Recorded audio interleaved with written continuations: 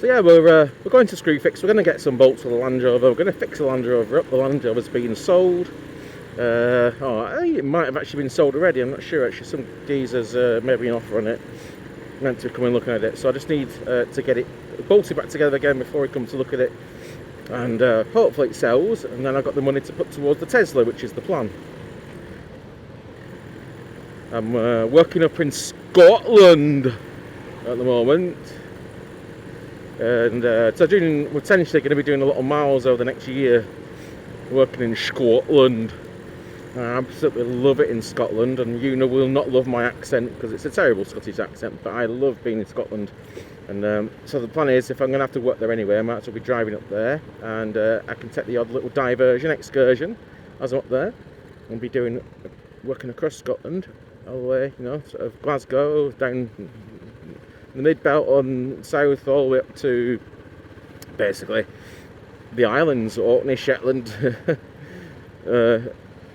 all over the place. So there's a good opportunity to be doing a lot of driving and enjoying Scotland basically while I'm working up there. And so I just want something a bit more efficient really. So I got myself a Tesla from my friend, so that's the urgency, get the Land Rover sold so I can get the Tesla for my mate. Yeah, the reason for buying my mate's Tesla is because it's had a new battery pack. It's 90. It's a P90D, so it's the one with a bigger sort of battery, 90 kilowatt battery. But it is a 2016, I think it is. So it's got the free supercharging for life on it, and it's transferable. So basically, I can be going to Scotland and back for free. Free. What's free this day and age? Nothing.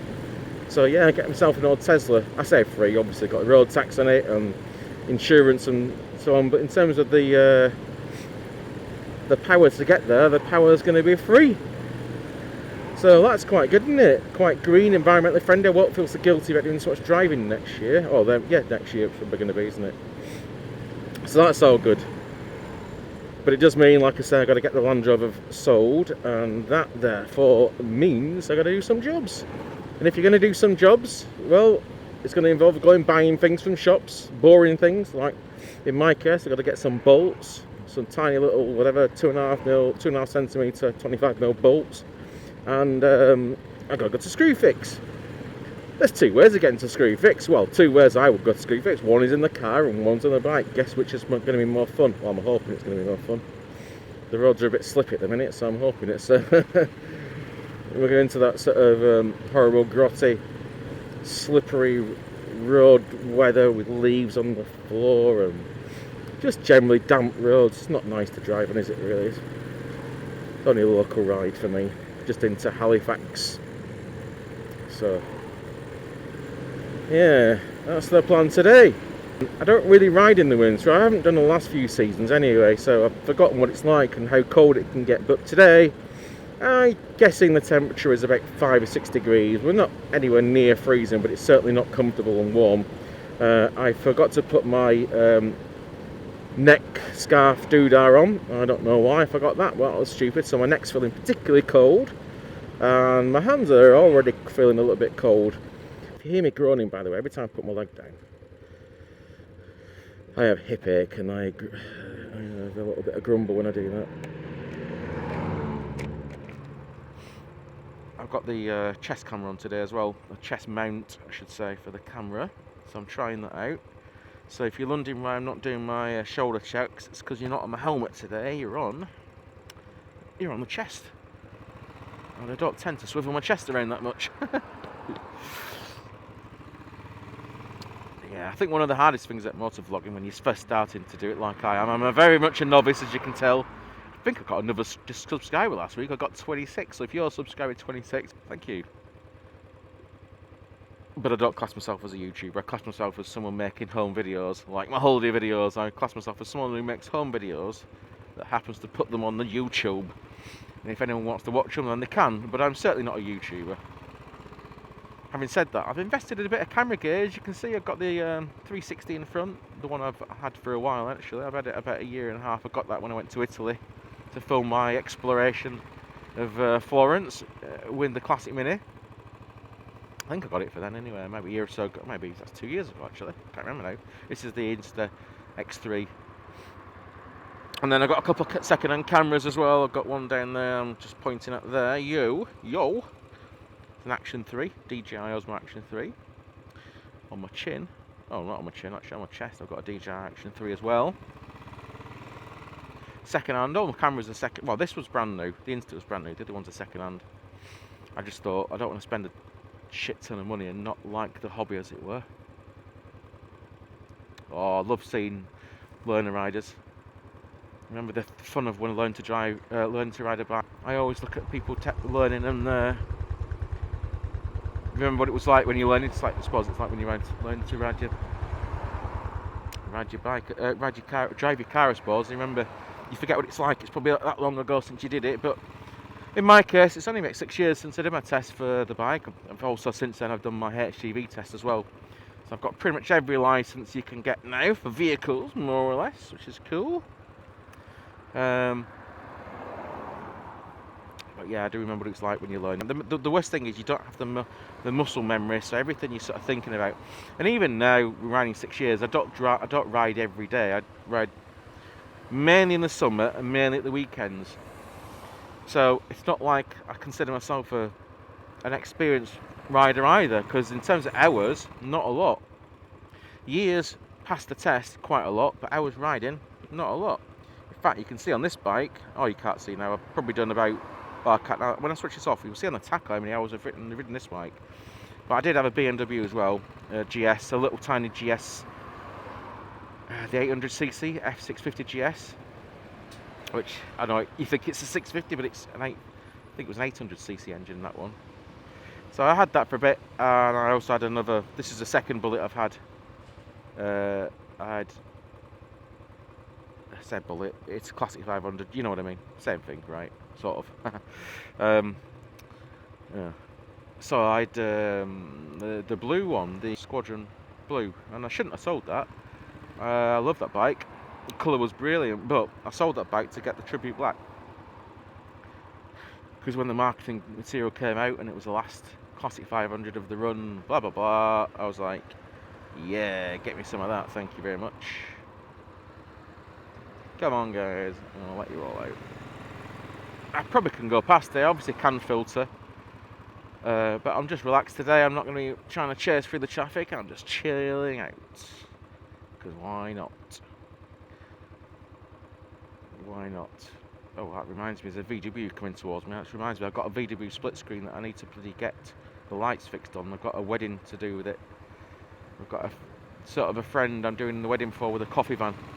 And my VW is a coffee van, and I'm meant to be getting that ready. I actually nodded at that VW there. I forgot I wasn't in my VW, my split screen. And I nodded at that guy. And that flat there is Carlton Mill. And I used to live there when we first moved to the area.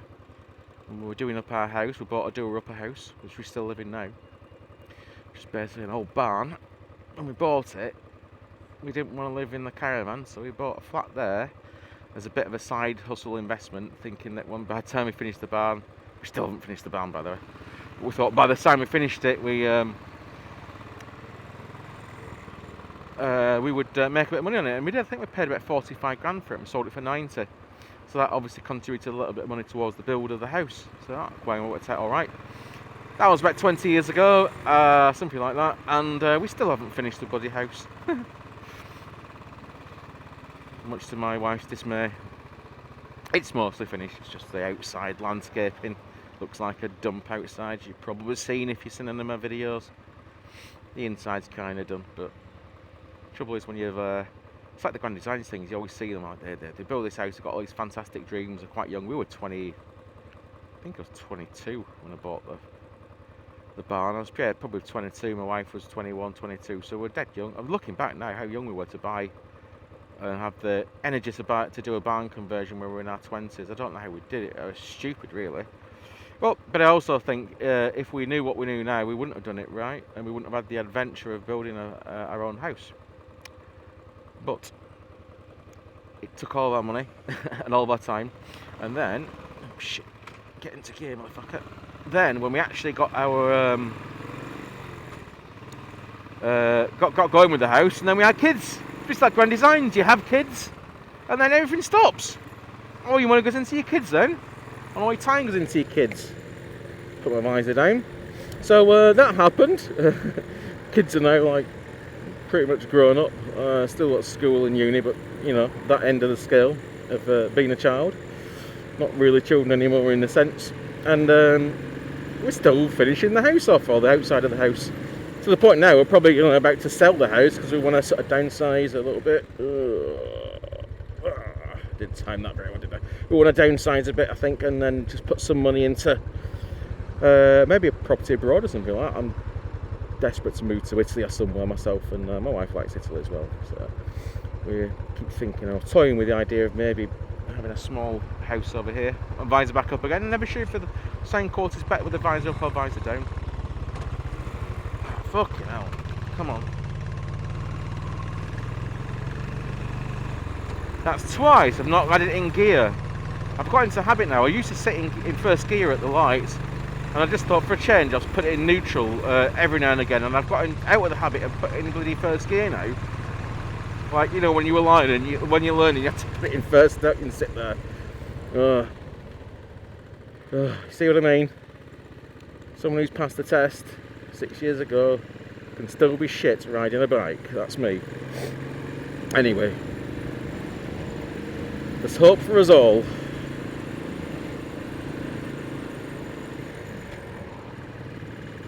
I haven't had my breakfast today. That's my excuse. I haven't had a cup of coffee yet, properly. Haven't had any breakfast, and that's why I'm riding like shit. I've been having a little bit of a new regime eating wise. I'm not going to call it a diet, more of a trying to eat healthily, trying to lose a bit of timber, get back into my riding gear rather than buying new gear, and that's involved trying to fast a little bit more, trying to not have breakfast really. I'm probably going to have breakfast today, but certainly in the week not have breakfast. Just have one meal, not really have lunch, just have one evening meal a day, but a proper healthy one. Homemade stew in a crock pot, that sort of thing really. So that's what I'm kind of up to at the minute, and I've lost a few pounds. Well, I'm in kilos, I measure things in kilos. I'm from the generation, I'm sort of late 40s now, generation where I just started having kilograms and things in our school days, not pounds and ounces, so I do talk in kilograms. But yeah, we had... I think I make that I've probably lost about 10 kilo within a month. Just eating healthily, not eating shit, not eating sugar, not eating sweets, crisps, biscuits, bread. If I have bread, I'll make my own bread actually. I'll probably show you, I'll do a little video of me making bread, why not? Fuck it. It's a motorbike channel, but fuck it, you can learn to make bread, can't you? Teach you how to make some bread if you don't know how. But I'll make a little tiny loaf, and then that basically does me for a day, well, a day actually, a little tiny loaf, because the reason for that is if you're not going to buy bread and you have to go to the effort of making it, which is not a lot of effort, but if you do have to do that, then that's the bread you eat. You feel like you deserve it, number one, and you don't eat as much bread. It naturally controls it, because you're not going to be. I'm not baking every day. Maybe twice a week I'll make a little tiny loaf, and then the family or the vultures will dig into that. So it's not like I eat it all either. It literally is a tiny little tin loaf. So yeah, really easy to do. So I've been doing that, and I've also been using the crock pot. We got a crock pot about... Fucking hell. Just stole the bike then. What the fuck is happening with me today? What the actual fuck? Well, I need to go down here now.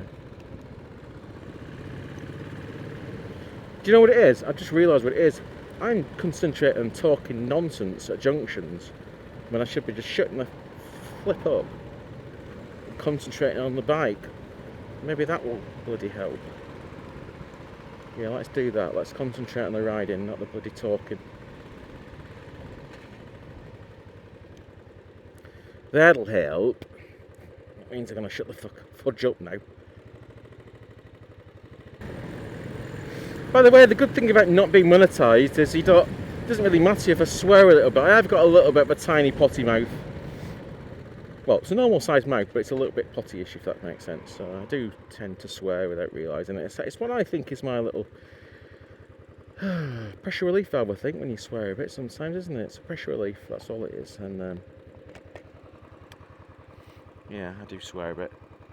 Oh, I'll tell you what, I don't think I've ever ridden down here before, actually. I've come down here all the time in the car. But the sensation you get when you're driving in the smells, or the smells of the spice and things, it's totally different. Loving it. So what they say on a bike, it's such a visceral experience, isn't it? I'm going to pull over now because I think my camera's falling off its perch. Just realised.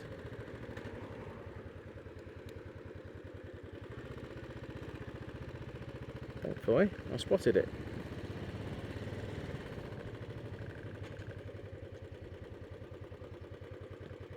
Alright, I think we're neutral. It's a shaky bike, isn't it? Right, let's go turn ourselves around, shall we, I think.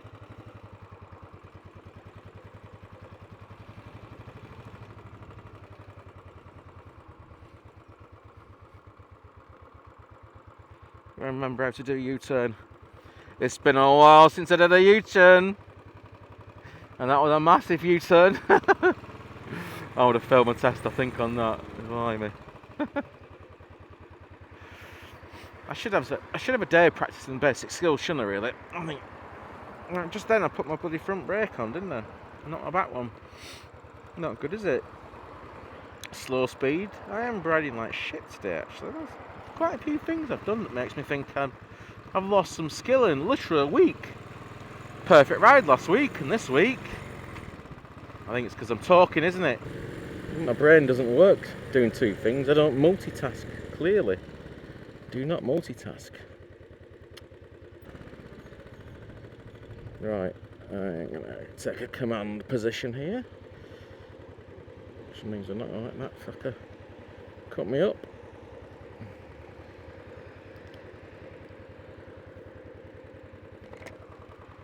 Oh, right, Screwfix, here we come, nearly there.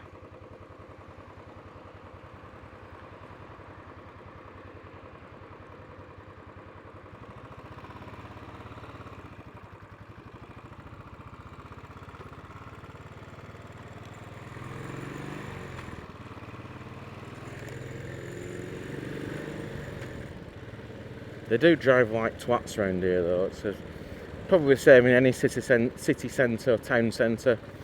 You get the more urban rider than the countryside rider, and I just think city riders and drivers, I should say, city drivers and urban drivers, they're just used to pulling out and not giving a flying fig about anybody. Out for themselves, I think, in cities. Tend to be. I think you have to be, don't you, right? It's a bit more cutthroat, every man for himself in the city. Less courteous. At least that's my experience in town centres, anywhere across the country or maybe across the world. Having said that, New York, probably the most... I always remember an incident that happened to us when we were in New York.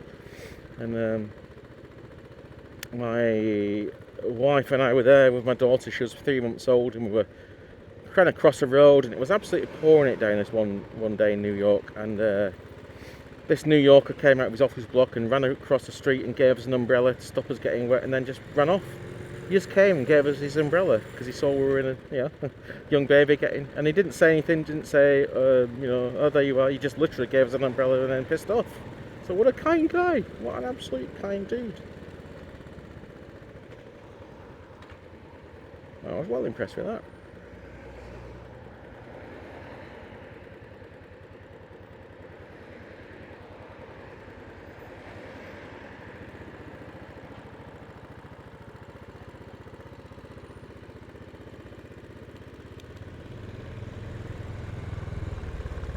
So I've always remembered I've always thought about New York. When everyone says New Yorkers are arrogant bastards and whatnot, I've always thought about that moment.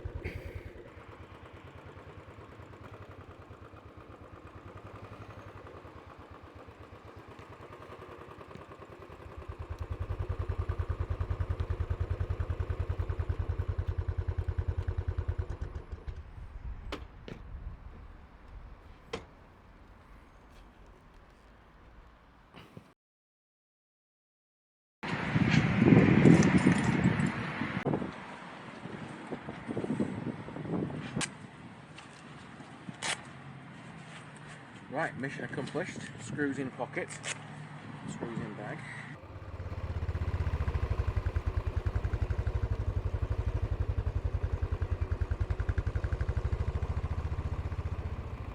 Now then, shall we go to Hebden Bridge? That's the question, isn't it? My favourite place. I normally try and get to Hebden Bridge on on a Saturday on the bike, because it's frankly awesome. I think this is probably going to be one of the last good days we get this year on the bike, weather-wise. Probably one of the last days we're going to have without the roads being gritted.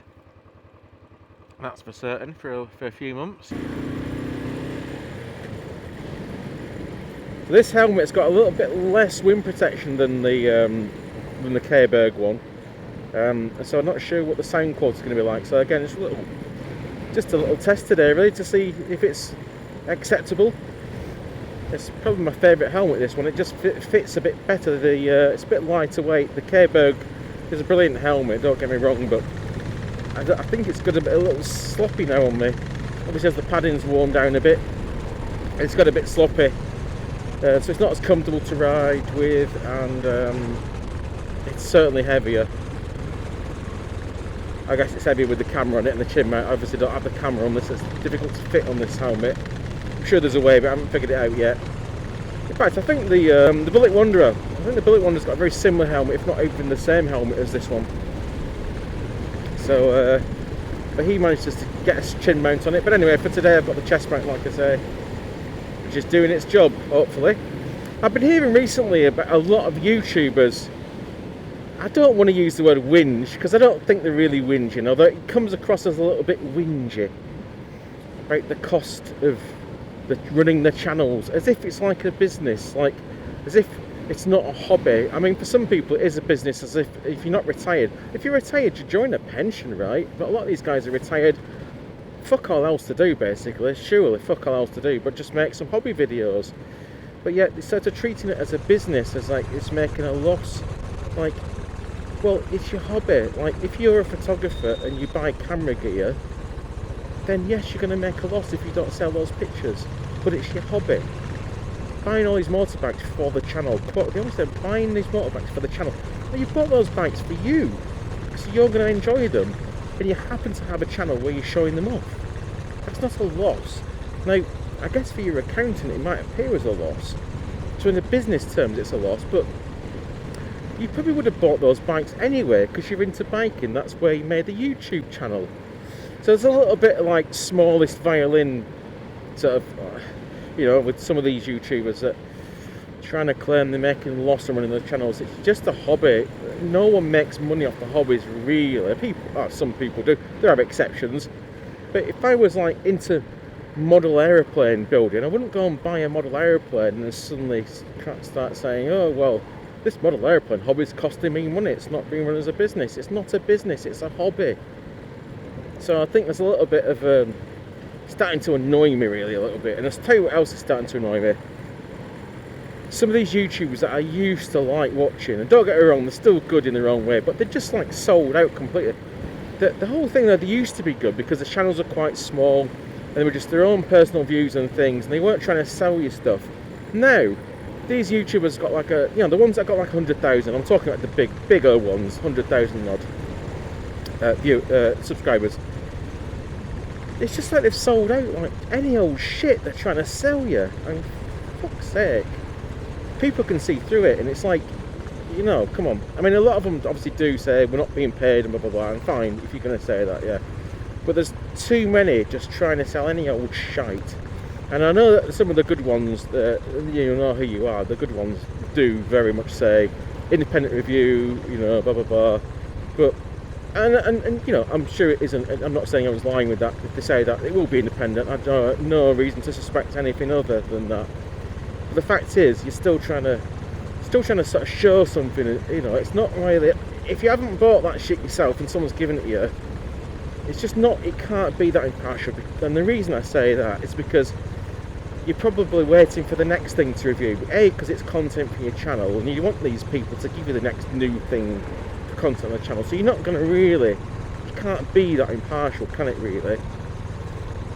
Otherwise, no one will send you anything to review, most likely, if you completely slate them, if you're honest with it. So I question the impartiality a little bit. So I think the only ones that are impartial, really, the people that have gone and bought that stuff for their own money. And the YouTube channel's not that big that they're relying on the income from it, so they don't give a stuff about it. It's just, it literally is a hobby, right?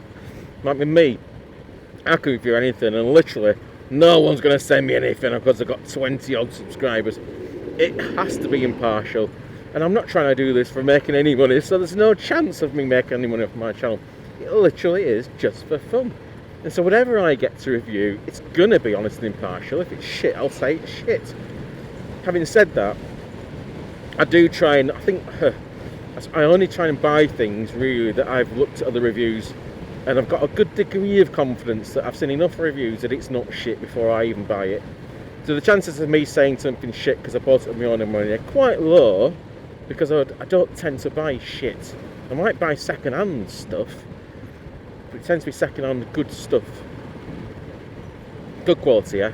I've looked at the reviews, and I'm very, very cold now. It is getting very cold. I'm only on a local ride, so I can really imagine if I was going long distance, I'd be wanting thermals on and all sorts. I've not really got base layers on. I've got a t-shirt under my leathers. I'm not prepared for riding in the cold, but my hands are getting cold, so I think I'm going to, speaking of which, I'm going to look at the Bingley Wheeler's channel. He did review some gloves.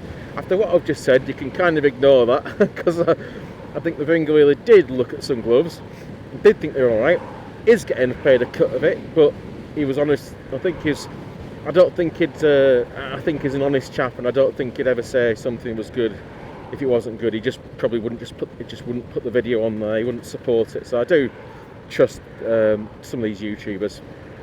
Not that the Bingley Wheeler's a big YouTuber, but he's quite big. Every YouTuber's big. When you've got 26 subscribers like I've got at present day, every YouTuber's big. So come on, people, smash that like button. Subscribe to me, come on, let's get us up to 50 subscribers. You can do it.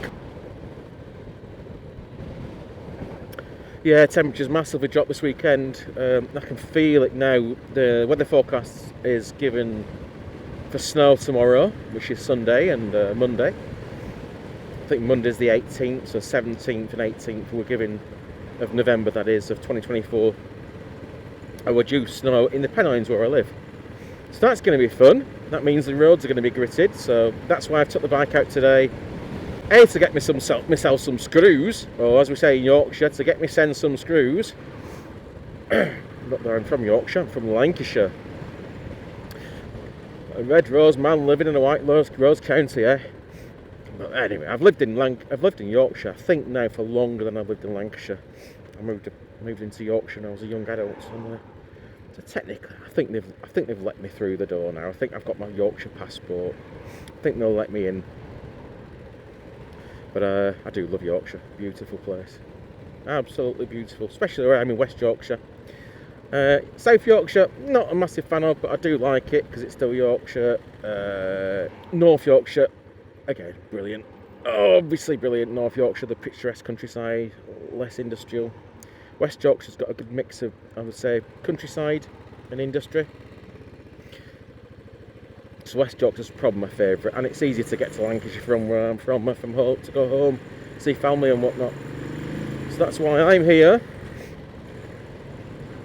Anyway, what was I talking about? Yorkshire. Yeah, quite a few Yorkshire vloggers, motor vloggers I've noticed recently. I think they all, there's a couple of them that seem to imitate each other, and I don't know, well, I do know which one was first, but there's little phrases that they use, and you'll know what I'm talking about. And I do like these guys, by the way. This is not to slate them, but it's like, why do you have to say "hey up" if you're from Yorkshire? Like, I get you've got to have a shtick, something to make your channel unique. But then I've seen other YouTubers saying "hey up" for theirs. Like, well, there's already someone saying that. You need a different catchphrase. Let's not say "hey up." Let's say something different, eh? And make it your own. Make it their own. Yeah, so I don't know. Probably if I'm going to get serious about YouTube, I need to correct my own little intro, don't I? You got to have a regular intro all the time. I can't keep having my little song about shitting myself, can I? Eh? I do like that little song. You probably don't know what it means, and neither do I. I just got it off the internet, and I thought, I bloody like it. I got me a man, but there's just one problem. Well, he works 9 to 5 and he's He's a hell of a guy, but he's shitting his pants at work. Oh, Seth, why'd you have to go and shit in those pants? Can't believe you were gonna take me to the dance with all that nasty poop in your pants. But he's shitting his pants at work. I don't know where I got that from. But I like it. It's a little bit different, isn't it? It takes your mind down one path and then swings it around the other way at the end of it, doesn't it, eh? So yeah, a few Yorkshire YouTubers, they're a little bit well, they're different enough, the content's different. Although they do sort of repeat, I sometimes think, I've seen that, I've just literally seen that, a version of your video on the other one's channel. You know, like looking at the stadium, these are not stadium ones, but you know, the mirrors and things. Like, I've literally just seen someone else talking about that, the other Yorkshire YouTuber. So it's like, come on guys, you've got to be in it, got to do your own stuff. Having said that, I'm going to review some stuff other people have reviewed, so there is a little bit of pot kettle on black, I do get that. Anyway, I do like your videos, guys. I'm just giving you some of my opinions. I just nodded and waved to a scooter driver. I'm not one of these motorcyclists who doesn't wave to scooters. If you're on two wheels, baby. Who else says that? Keep it on two wheels, baby. Yeah, we're looking at Hebden Bridge. We're going to look at maybe moving to Hebden Bridge because it's beautiful, as you can see.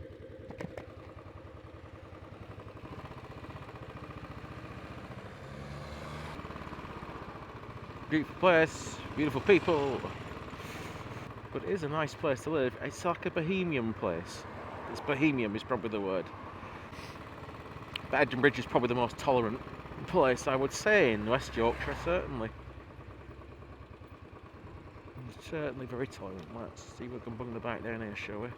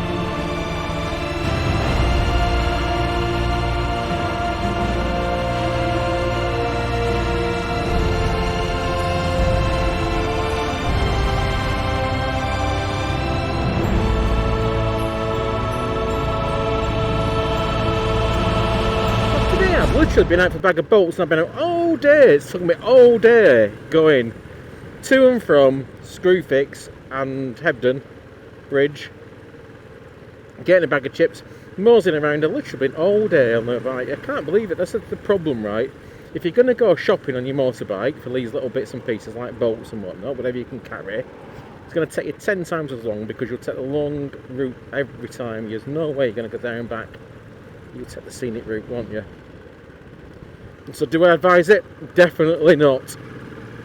If you're in a rush, don't go on the bike. The bike can go faster, but you will just take the longest way possible to have as much fun as possible when getting your bolts. The greatest leader we've ever seen. Been all day getting these bolts, and it's only, the shop is only literally about 3 miles from my house. Lead us to victory, Yusuf Muad'Dib! we love you all at Tradie.